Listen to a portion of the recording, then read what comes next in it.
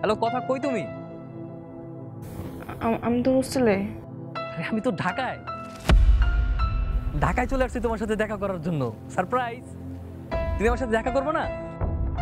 ঢাকায় এসছো? তুমি ঢাকায় এসছো কেন? ঢাকায় আসবো কেন? এইটা কেমন কথা বললো তুমি? কথা, তোমার সাথে কতদিন যাবত দেখা হয় না। তোমার সাথে তো ইদানিং ভালো মতো কলেও কথা বলতে পারি না। সবসময় তোমার ক্লাস থাকে, এক্সাম থাকে, ক্লাসের পড়াশোনায় সবসময় ব্যস্ত থাকো।